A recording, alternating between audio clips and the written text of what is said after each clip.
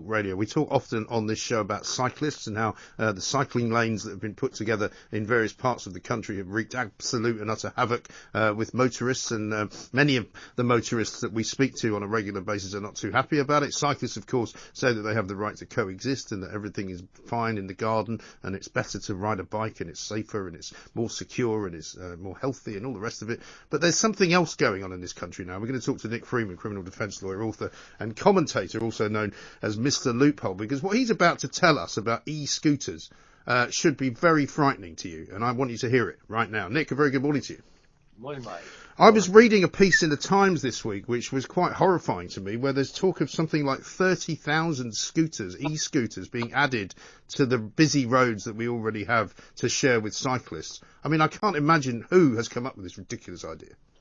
Well, the thinking behind it, obviously, is we don't want to rely on public transport, and as you've indicated, this is, on the face of it, a healthy, environmentally friendly way to travel, and they don't take up much road space. But there are so many problems with this particular thing. I mean, if one just considers the bikes themselves, the e-scooters, at the moment, you can lawfully own a private e-scooter, but you can't use it on a road. So we're concerned here with these rental e-scooters that the government is rolling out. They're planned over the next 12 months to increase the rollout by about 75%. They're already in about 40 cities. Right. So if one just considers the e-scooters, in my view, that they're dangerous per se. For example, there's a single brake. The wheels are too small. We know our roads are in a terrible state. You don't have to wear a helmet. They're going to sneak up quietly between vehicles, etc., etc. You can't hear them. You can't really see them. Can't hear them, and they're going to. I mean, they're limited to 15.5 miles an hour, but it's very easy to tamper with that. So they're going to cause massive problems for the motorist, and we're going to see, without any question, a massive rise in serious injuries and worse than that. And my main gripe is this: you can't identify the rider of an e-scooter. And what we need to have, they're governed by the same road traffic legislation that currently exists for cars. So, if you use one and you're drunk, you would be liable for a period of disqualification. You're open to penalty points, etc., etc. But what is the point of all that? For example, if someone is drunk or under the influence of drugs and they're driving on the pavement in a precarious manner, causing people to run out of the way, how do you know who that person is? If it's a motorist driving badly, you have a registration plate, and that's the starter point. And with these scooters, you have nothing. There's no registration number.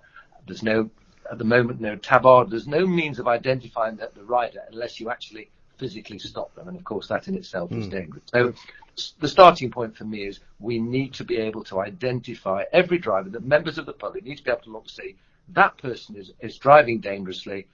We need to know who it is. Yes. This is a registration number. But, I mean, and it kicks off in exactly the same way as cars. Indeed. But And as I suggested earlier, though, Nick, the problem partially for me is that the roads are already overburdened with lots of different people on lots of different machines. I mean, you see people on these kind of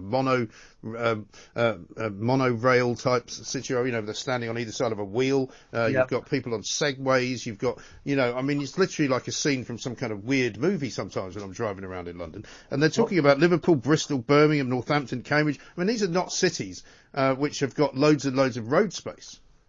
No, well, I don't know. I'm not actually sure what cities have at the moment. I mean, in London, I think they're going to be rolled out to 11 of the 33 boroughs. So we're already fighting for space, aren't we? Yeah.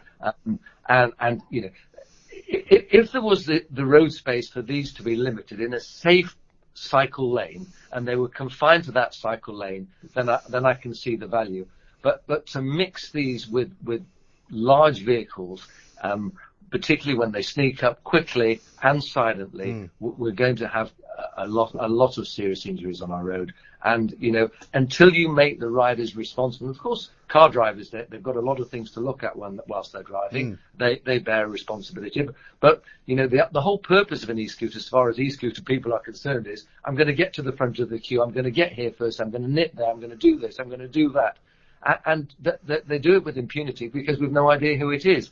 If you stick some means of registration, knowing who it is, on that bike or on their back, then I think things will change, and they'll know, particularly with all the cameras on the roads, that they've got to scoot responsibly. And at the moment, there's no incentive apart from their own survival that they need to do that. No, exactly right. I mean, we had a story just the other day of a cyclist who went through a red light, hit a pensioner and killed him, and we've got enough of that going on already. And I know the cyclists will all be up in arms. So what about all the car drivers that cause injuries? Well, yes, but I mean, you tend to be able to see a car coming. You tend to be able to get out of the way of a car, generally speaking. But an e-scooter, I see some of them herring around town here at about 35 miles an hour. I mean, it's quite extraordinary how quick they go. And I've also seen two people on the same scooter. Yeah, well, obviously illegal, 35 miles an hour. I mean, the top speed of e-scooters, the private ones, is up to, it's faster than that. They go about 50 miles an hour. And how is anyone going to police the rental of e-scooters? Because, if people are going to bring private ones on the road as they do now, and they're not going to be caught with no idea. It's an open invitation, isn't it? It's a legal invitation, but it's an open invitation. As far as the cycling story you just mentioned, I mean, at least with e-scooters, there is road traffic legislation in place if you get them. With cyclists, there is no legislation in place to deal with that. So when you're dealing with a fatality, and unless it's manslaughter, and that will be very hard to establish, you're basically looking at the Offences Against the Persons Act, 1861. It's wanton and furious cycling. The maximum sentence is 2 years. So you mention it. We need proper legislation to deal with cyclists so that everyone who shares our limited space has a responsibility so that we ensure it's as safe as it can be. And at the moment, there are massive groups, cyclists, e-scooters, who can, at the moment, cycle in secrecy with the impunity because we just simply don't know who they are. Exactly. And have no realistic means of finding out. And just quickly, Nick, because we're out of time almost, I mean, whose idea was this? I mean, who came up with this? Because nobody, I don't remember, actually mentioned putting this into any kind of legislative piece of work or talks about it at any kind of hustings for an election or anything. Well, one assumes it's come from someone in the government who's obviously cycle friendly. I can see the benefits from a friendly environment point of view, but you just can't rush these things through without proper consultation. No. You're going to see a massive increase, huge increase in relation to serious accidents, and they're not giving it the consideration it needs. Yes, on the face of it, if the e-scooters are safe and they need bigger wheels, they need proper brakes, they need to be able to indicate properly, etc., etc., in my view, that people need to wear helmets. They don't have to wear helmets at the moment. But then we need to identify them, as I've already stated. And we need to consider exactly how we're going to control them. Yes. And at the moment, we're rushing stuff through, possibly because of COVID-19, and we're now trying to discourage people from using public transport. So this, on the face of it, looks like a good idea, but it is going to lead to disaster unless they actually get a grip of the legislation that's needed. Absolutely, Nick. Thanks for talking to us. Nick Freeman there, criminal defence lawyer, author, commentator, also known as Mr. Loophole. This is a disaster waiting to happen, ladies and gentlemen, and you should make sure that you tell your elected representatives in whichever part of Britain you are in that they cannot do this without due care and attention, and certainly without better regulation.